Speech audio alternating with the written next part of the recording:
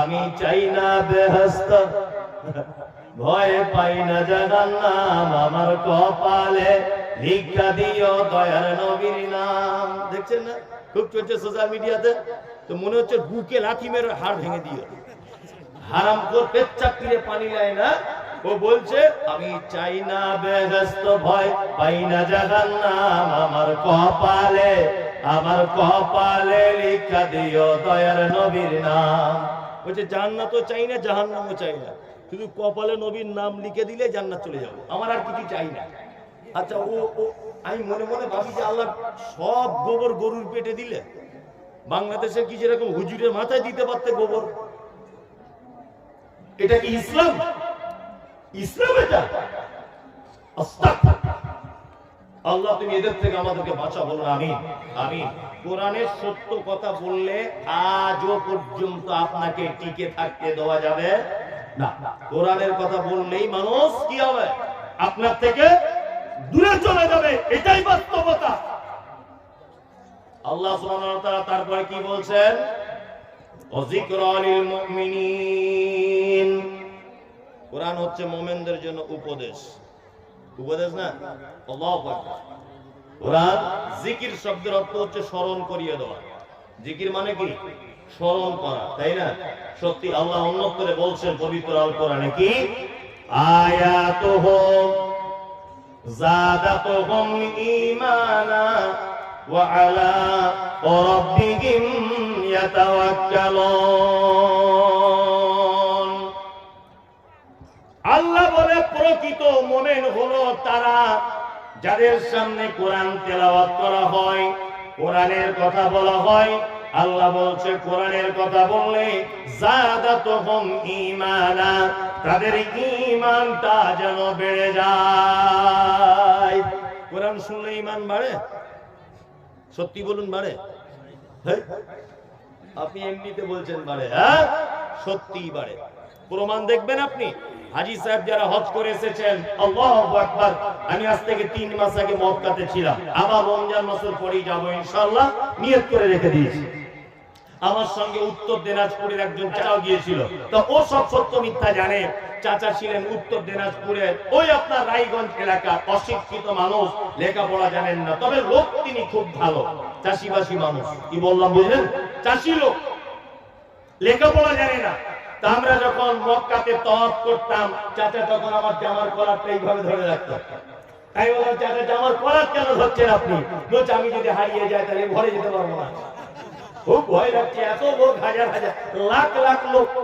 ও যখনই নয় আমার নয় ওর পাঞ্জাবি ধরে রাখবে, ছাড়বে না। আর ওকে যদি বলি চাচা তোমার পেচ্ছাপ পায়খানা লাগবে, ওই বাথরুম আছে, তবুও যাবে না। মানে এত ভয়। বলছে আমি ভাষা বুঝি না, কিছু না, মরিসা পড়ালেখা জানি না, কি বলবো, হারিয়ে যাবে একটু হারিয়ে কিছু হলে। ও মানে মনের দিক দিয়ে খুব ভয়। যাই হোক, তা লোকটা আরবি বাংলা কিছু বুঝে না, বাংলা ভাষা বুঝে লিখতে টিখতে জানে না। আবার ইমাম সাহেব মুয়াজ্জিন আযান দিচ্ছে, হাইয়া আলাস সালাত। তওয়াফ করা বাদ দিয়ে প্রত্যেক হাজী সাহেব কাবার চারিদিকে গোল হয়ে দাঁড়িয়ে যায়। যারা হজ করতে গেছেন আপনারা জানবেন, আমিও দাঁড়িয়ে গেলাম কাবার সাইডে এক জায়গায় নামাজের কাতারে। আমার ডান দিকে দাঁড়িয়ে গেল, নাম হলো তার আমার চাচাজি দিনাজপুরের, আমার ডান দিকে দাঁড়িয়ে আছে। আর কাবার ইমাম যখন কোরআন তেলাওয়াত করেন, আব্দুর রহমান আস-সুদাইস, আল্লাহু আকবার, ওনার কোরআন তেলাওয়াত শুনলে মনে হবে একটা আয়াতের দাম 1 লক্ষ টাকা করে। 5 লাখ টাকা খরচা করে হাজী সাহেব হজ করতে যাবেন, একবার শুধু আব্দুর রহমান আস-সুদাইসের তেলাওয়াত শুনবেন, আপনার 5 লক্ষ টাকা এক ওয়াক্তের নামাজে শোধ। এত সুন্দর তেলাওয়াত করেন, আল্লাহু আকবার। তা তেলাওয়াত যখন শুধু করেন তা না, আর এর সাথে আব্দুর রহমান আস-সুদাইস তিনি নামাজ পড়াতেন, আর ওনার পিছনে নামাজ পড়ার জন্য মানুষ আগে থেকে কাতার দিয়ে দাঁড়িয়ে থাকতো। উনি যখন কোরআন তেলাওয়াত করেন 15 second, 20 second, 30 second how how করে বাচ্চা ছেলের মতো ডুকরে ডুকরে কাঁদেন যখন জাহান্নামের আয়াতগুলো আসে। আল্লাহু আকবার।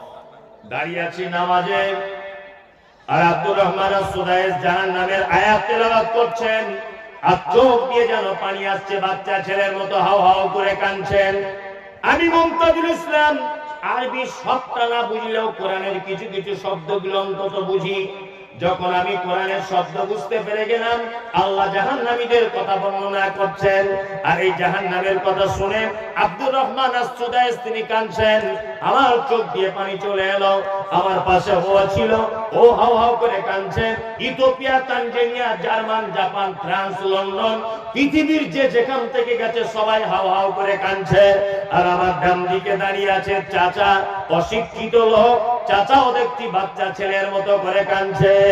নামাজ শেষ হয়ে গেল। চাচাকে জিজ্ঞাসা করে বললাম, চাচা সত্যি করে বলো, আমি মুমতাজুল ইসলাম কোরআন বুঝি, এই কারণে কাঁদলাম। কাবার ইমাম কোরআন বোঝে, এই কারণে কাঁদলো।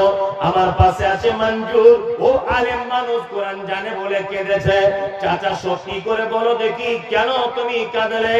চাচা তখন আমাকে জড়িয়ে ধরে বলছে, বেটা মুমতাজুল, আমার বয়স প্রায় 70 বছরের কাছাকাছি। 50 বছর ধরে আমাদের গ্রামের মসজিদে নামাজ পড়তে যাই।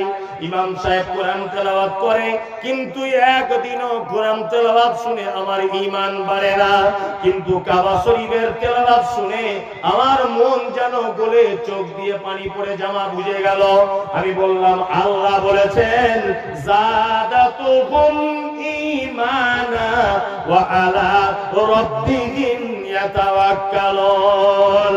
মুমিন তারা যাদের সামনে কোরআন অবতীর্ণ করে দেওয়া হয়েছে, আর এই কোরআনের তেলাওয়াত মুমিনের সামনে যখন করা হয়, আল্লাহ বলছে, আয়াতুহু যাদাতুহুম ঈমানা। মুমিন একটা একটা করে আয়াত শুনবে, তার ঈমান যেন অটোমেটিক্যালি বেড়ে যাবে। কোরআন পড়লে ঈমান বেড়ে যায়, যায় না? আর আমাদের আল্লাহু আকবার, আল্লাহ বলছে যিকরা লিল মুমিনিন, মুমিনদের জন্য কোরআন, তাই না? যত রকমের যা কিছু আছে, এটা কিসের জন্য এসেছে? কোরআন কিসের জন্য? মুমিনদের জন্য এসেছে কোরআন, খাস করে যাতে ওদের অন্তরের খোরাক তৈরি হয়। এই যে আর মনে হয় 15-20 দিন পরে রমজান শুরু, 20 দিন পর রমজান শুরু, 20-22 দিন পর। চাষিবাসী মানুষ মসজিদে তারাবির নামাজ পড়তে যায়। তারাবির নামাজ পড়তে গিয়ে ইমাম সাহেব যদি আস্তে আস্তে ধীর স্থির ভাবে সুন্দর করে যদি কোরআন তেলাওয়াত করে, তা মুসাল্লিরা আবার অভিযোগ করে কমিটিকে বলে, ইমাম সাহেব একটু চেঞ্জ করে দাও। বলছে কেন? বলছে এত দেরি হচ্ছে কেন তারাবি পড়াতে, একটু তাড়াতাড়ি করলে হয় না? 12টা রোজার দিন ইমামকে চেঞ্জ করে দিল। চেঞ্জ করে দেওয়ার পর ইমাম সাহেব চলে গেছে, নতুন একটা ইমাম এসেছে।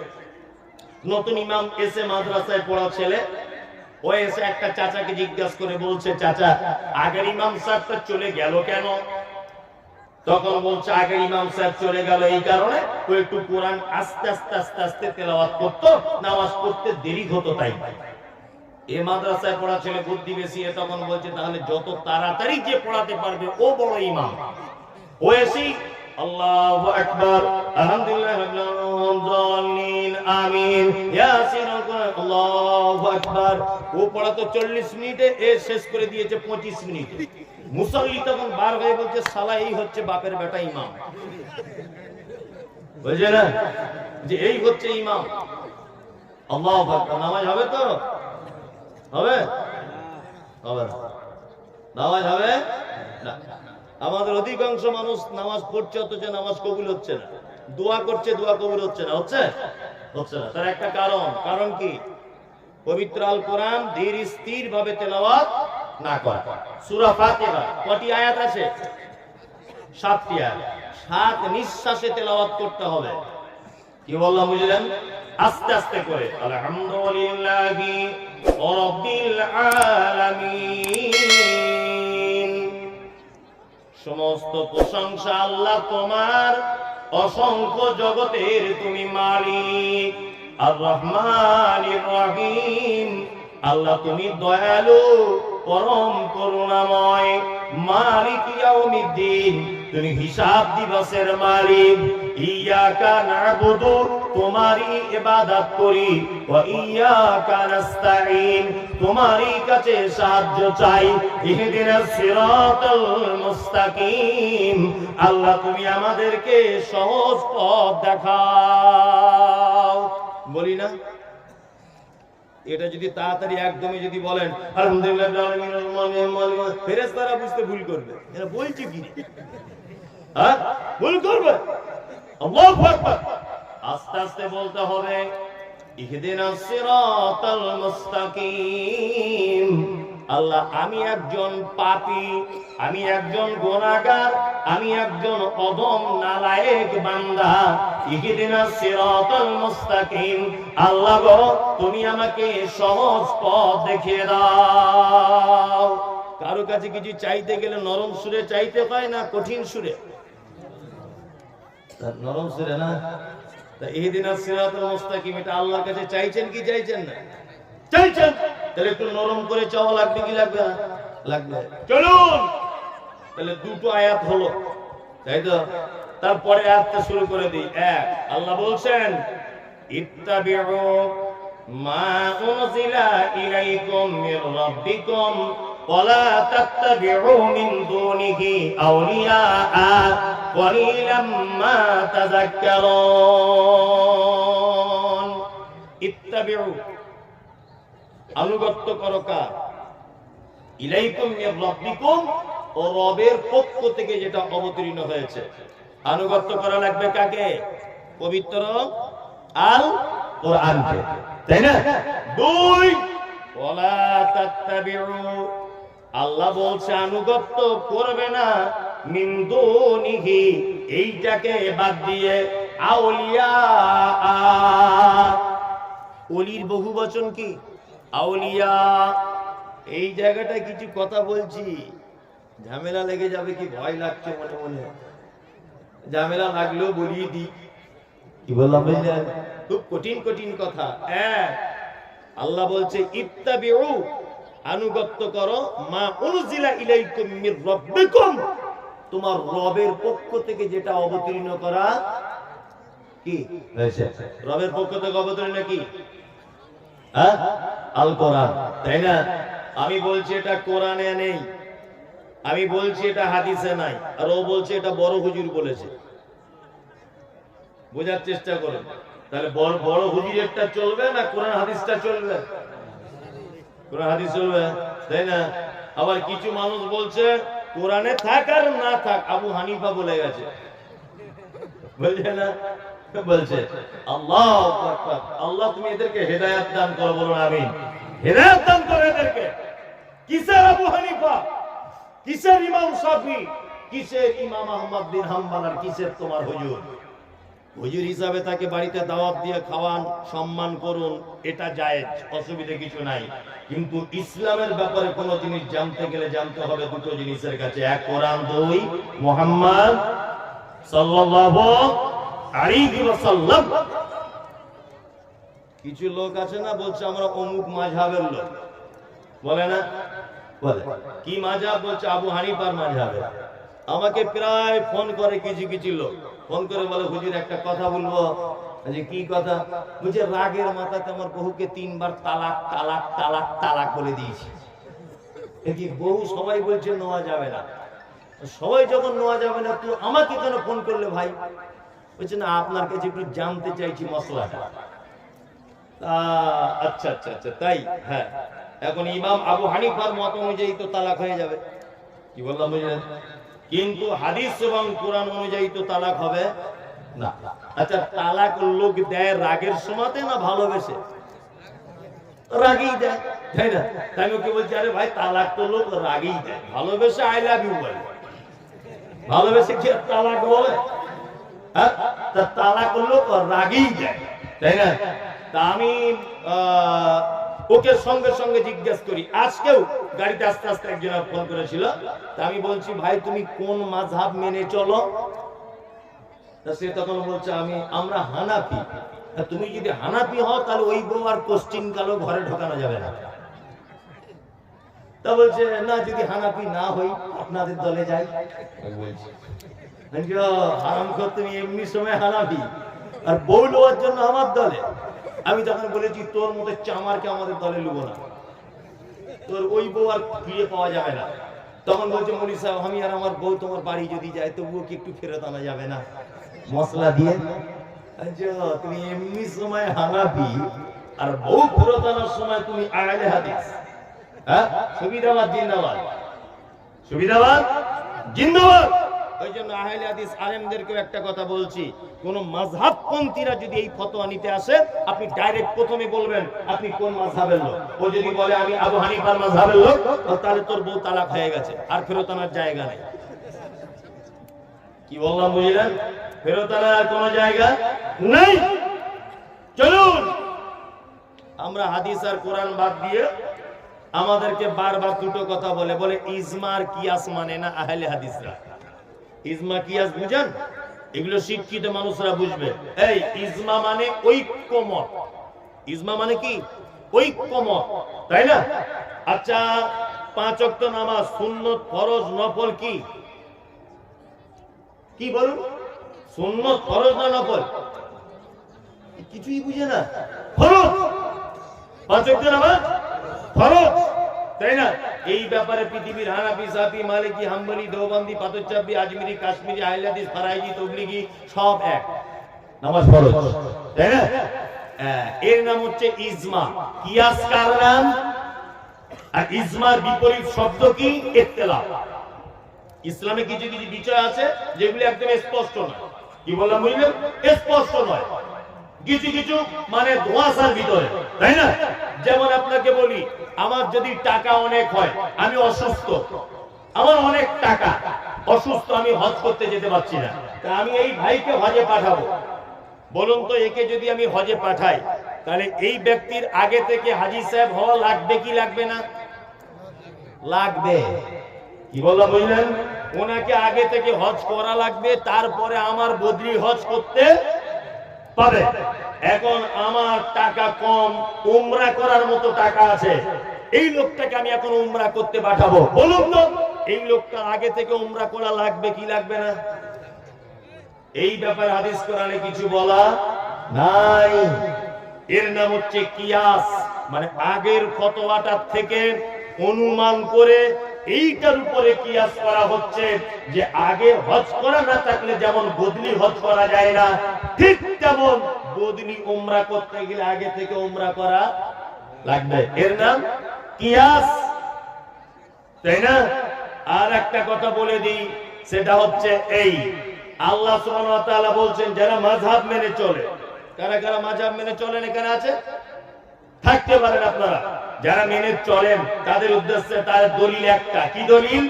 ইয়া আইয়ুহাল্লাযীনা আমানু আতিউল্লাহ ওয়া আতিউর রাসূল ওয়া উলিল আমরি মিনকুম।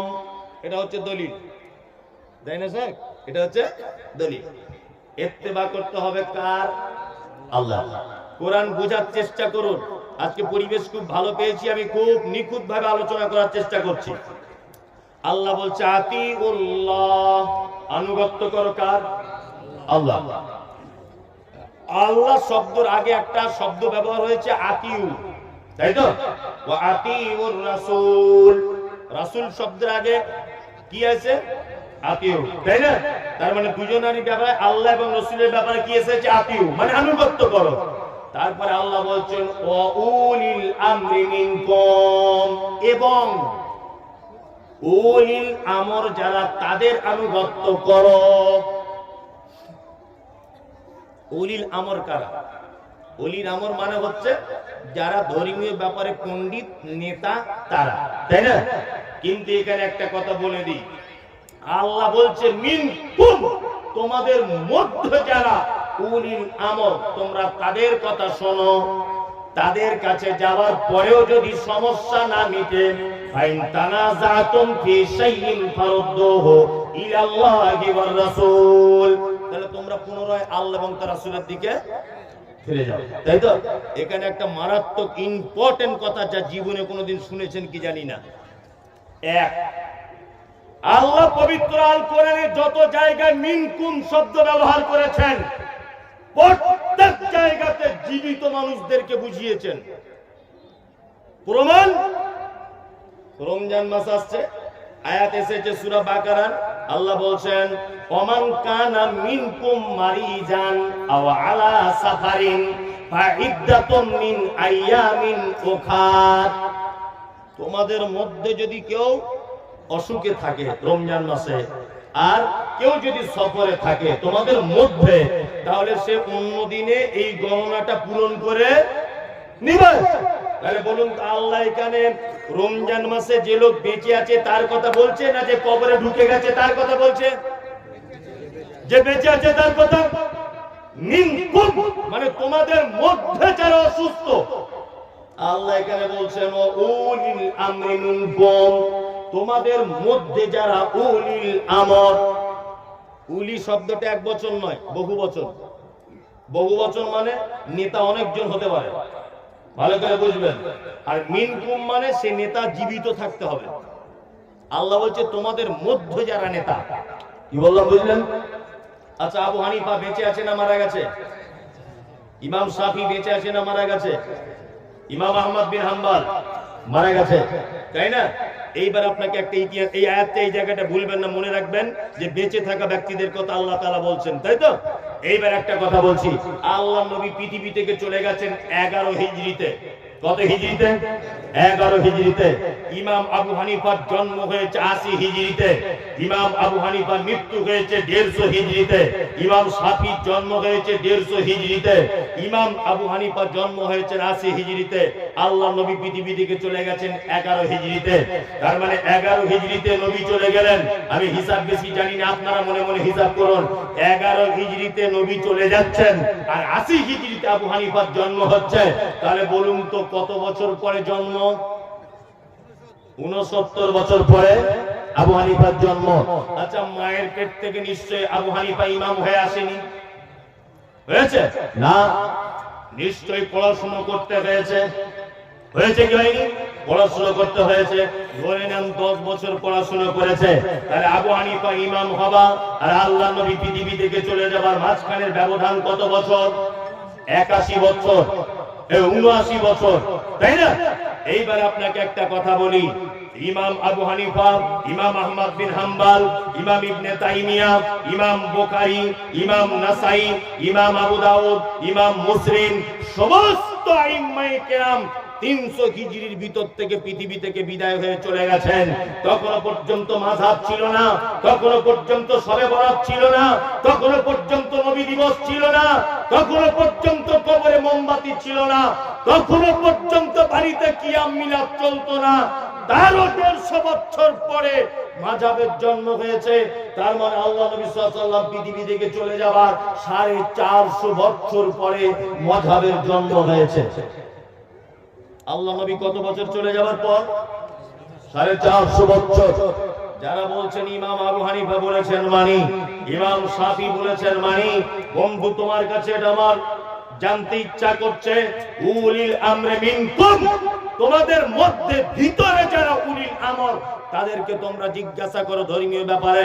আপনি সামনে রমজান মাস, দিনের বেলা স্বামী স্ত্রী মিলন করা যায় কি যায় না? আচ্ছা বলুন, এই প্রশ্ন কোন মৃত্যু মানুষকে করতে পারবেন? পারবেন? রমজান মাসে থুতু গেলা যায় কি যায় না?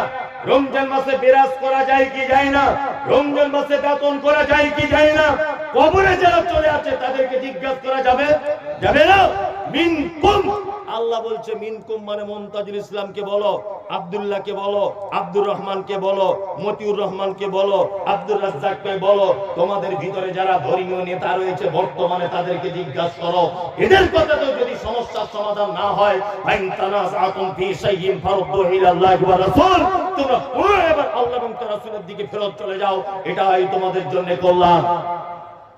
তার মানে বলে দিচ্ছে আপনাকে, কোন হুজুর মেনে চলবে না, ইসলাম চলবে মুহাম্মদ সাল্লাল্লাহু আলাইহি ওয়াসাল্লামকে দিয়ে। এইবার আরেকটা কথা ব্যাখ্যা আপনাকে করে দিই, সেটা হচ্ছে এই, আল্লাহ সুবহানাহু ওয়া তাআলা বলছেন ওয়ালা তাত্তাবিউ মিন দুনিহি আউলিয়া কলিলাম মা তাযাক্কারুন। ওলি, ওলি আর আউলিয়া আছে না? আছে। এই ওলি, আল্লাহর ওলি মানে কি? ওলি মানে বন্ধু, ওলি মানে অভিভাবক। আল্লাহর ওলি হওয়া সহজ না কঠিন? খুব কঠিন। এই যে বলছি কঠিন। আর মুমতাজুল ইসলাম বলছে আল্লাহর ওলি হওয়ার থেকে সহজ কাজ আর কোনো কাজ নেই। এর থেকে সহজ কাজ আর কিছু আছে? আসলে আমাদেরকে ব্যাপারটা ভুল ব্যাখ্যা করা হয়েছে। কেমন করে? আল্লাহর ওলি আমাদেরকে দেখানো হয়েছে। ও বাবারা, ভাইরা, মায়েরা, খালারা, বোনেরা, ঘটনা কি বল? অত যে সুর করে করে বলছিস, ঘটনাটা কি বল? বলছে আমাদের মাঝখানে এত বড় আল্লাহর ওলি ছিল, নাম তার আব্দুল কাদের জিলানী। মায়ের পেট থেকে 30 পারা কোরআনের হাফেজ হয়ে পৃথিবীতে জন্মগ্রহণ করেছিলেন। নারে তাকবীর, আল্লাহু আকবার। মানে পীর সাহেব বোকা, ও পাবলিকও বোকা। এটা আল্লাহর ওলি। আমাদেরকে আল্লাহর ওলি কেমন করে বোঝায়? বলছে আল্লাহর ওলি হতে গেলে 30 বছর জঙ্গলে থাকতে হবে, মাথা চুল কাটলে হবে না, বিয়ে শাদী করা যাবে না, গোপ বড় বড় হতে হবে, একটা ঠ্যাং গাছের উপরে এরকম করে ঝুলিয়ে বেঁধে থাকতে হবে। এই সব হচ্ছে আল্লাহর ওলি। কি বলছি বুঝতে পারছেন? আল্লাহর ওলির ব্যাখ্যা দেয় না। ইমাম আবু হানিফা রাহিমাহুল্লাহ, তিনি অবশ্যই ভালো মানুষ ছিলেন, জ্ঞানী মানুষ ছিলেন, ইমাম আবু হানিফা রাহিমাহুল্লাহ। কিন্তু ওনার চামচারা ওনার ব্যাপারে কত মিথ্যা রটনা করেছেন, এই দেখুন আপনাকে দেখায় আমি। এক, ইমাম আবু হানিফার ব্যাপারে বলা হচ্ছে, হুজুর জলসা করতে করতে বলছে, ভাইয়েরা আমার, ও মায়েরা আমার, ইমাম আবু হানিফা এত বড় আল্লাহর ওলি ছিল, জীবনের শেষবার যখন হজ করতে গেলেন, এক পায়ে দাঁড়িয়ে আর এক পায়ের উপরে ভর দিয়ে 3 বার কোরআন খতম করেছেন। বলছে নারে তাকবীর, আল্লাহু আকবার। আচ্ছা এটা কি কোনো কথা? একটা পায়ে দাঁড়িয়ে 3 বার কোরআন খতম করা যায়? সম্ভব? এটা মিথ্যা কথা। বলছে অমুক পীর সাহেব সুন্দরবনে বেড়াতে গেলেন, তিনি নৌকায় করে যাচ্ছেন, একটা বাঘ এসে নৌকায় ঝাঁপ দিয়ে দিল। ঝাঁপ দেওয়ার পরে পীর সাহেবকে খেতে যাবে, তখন পীর সাহেব বলছে কি আদব কোথায়? আমি পীর সাহেবকে দেখতে পাচ্ছি না। বাপ তখন বলছে হুজুর নমস্কার। আল্লাহর ওলিদের ঘটনা। হুজুর নমস্কার। বলছে বাঘ আবার ঝাঁপ দিয়ে বনে চলে গেল। পীর সাহেব তখন জিকির করতে করতে নৌকা নিয়ে যাচ্ছে নদীতে, আর পীর সাহেব দেখতে পেল নদীর মাঝখানে ওই বাঘটা দুটো হাত উঁচু করে বলছে হুজুর আপনি যে পীর ছিলেন বুঝতে পারিনি, দয়া করে আপনি আমাকে একটু ক্ষমা করে দেন। মনে মনে বলছি তো 3-4 টান গাঁজা না মারলে তো এই বক্তব্য কেউ দিবে না। আচ্ছা বলুন তো, আমি এখন প্রধান বক্তা হয়ে আপনাদের রানী দিঘিতে এসেছি, কি বললাম বুঝলেন? আমি কোটি কোটি টাকার মালিক, ধরে নেন। আমি সারা ভারতবর্ষের একজন বিখ্যাত লোক, এটা ধরে নেন, বোঝানোর জন্য বলছি। তা রাস্তা দিয়ে মাঠ দিয়ে আসার সময় দেখছি একটা খরিশ সাপ। খরিশ সাপ বুঝেন তো? যার বিষ বেশি, আমাদের ওখানে বলে খরিশ সাপ। যার বিষধর সাপ একটা রাস্তা দিয়ে আসছিল। আমি যদি ওকে বলি এই বেটা বিয়াদব কথা করে, আমি প্রধান বক্তা মুমতাজুল ইসলাম, আচ্ছা ও বুঝবে? ও বুঝবে? ওর মুখে ভাষা আছে? ভাষা। ও কামড়িয়ে দিয়ে বলবে ঠিক করেছি, যা এবার প্রধান বক্তা বার করে দিয়েছি। এটা একটা গেল। আর দ্বিতীয় কথা হচ্ছে, আচ্ছা বাঘ একটা চতুষ্পদ প্রাণী, 4 পায়ের উপরে ভর দিয়ে চলে, তাই না? আচ্ছা বলুন তো, 4 পায়ের কোন প্রাণী নদীর মাঝখানে নেমে 2 হাত জোর করে বলতে পারে যে হুজুর আমাকে ক্ষমা করে দেন? এইসব বক্তব্য চলে কি চলে না? চলে। এই দেখো তার মধ্যে 3-4 জন আছে, মানে এদের কাছ থেকে আল্লাহ তুমি জাতিকে বাঁচাও। ওই ঝাড়খণ্ডের একজন আছে, না নাম বলবো না, ওর নাম বলে অজু ভেঙে যায়, ওই জন্য নাম বলবো না। ওই এক আছে ভণ্ড।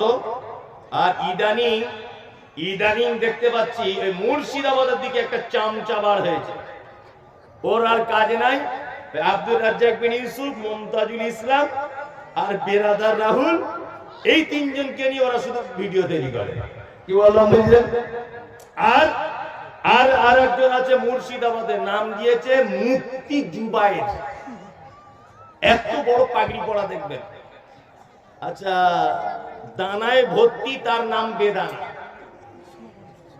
বেদানা, যে বেদানা বুঝেন তো, ওতে দানা থাকে কি থাকে না? দানায় ভর্তি, লাল লাল দানা, তবুও তার নাম বেদানা, তাই না? তা ওর পেটে শিরিক, বেদাত, ভণ্ডামি, পীর ফকির ভর্তি। ওর নামের আগে দিয়েছে মুক্তি। তুই যদি মুক্তি হবি তো ইবলিশ শয়তান হবে কে? ইবলিশ হবে কে তুই যদি মুক্তি হবি? দানায় ভর্তি, নাম তার বেদানা। আর ওর পেটে বেদাত আর শিরিক আর পীর ফকির ভর্তি। ও এখন বলছে আমি হলাম মুক্তি। তোমার মতো মুক্তির কাছে ফতোয়া নিলে একটা মানুষ জাহান্নামে যাওয়ার জন্য যথেষ্ট হয়ে যাবে। তার নাম মুফতি জুবায়ের। ঠিক এইভাবে বলছে, আরে বুখারী শরীফে বুকের উপরে হাত বাঁধতে হবে, একটা হাদিস দেখাও। মুমতাজুল ইসলাম, তোমার বাপের ক্ষমতা যদি থাকে, যে আমার বাপের ক্ষমতা নাই, আমার মাদ্রাসার ছাত্ররা দেখিয়ে দিবে। তুমি কানা বলে দেখতে পাও, তুমি কানা। বলছে বেরাদার রাহুল, লেডিস হুজুর, বলছে লেডিস হুজুর, বেরাদার রাহুল। তোমার বাপের 14 গোষ্ঠীর ক্ষমতা নেই বেরাদার রাহুলের সঙ্গে 5 মিনিট বসে থাকা ক্ষমতা নেই তোমার। নাম দিয়েছে আলা হযরত। তোমার আলা হযরতের 12টা বাজিয়ে দেবো। তোমার কে আলা হযরত? আলা হযরত কি ইসলাম চলে না? বলছে বড় হুজুর। কোন হুজুর? হুজুর যদি ইসলাম চলে না। বড় পীর। কে বড় পীর? বড় পীর দিয়ে ইসলাম চলে না। বলছে দাদা হুজুর। কে তোমার দাদা হুজুর? ওকে দিয়ে ইসলাম চলবে না।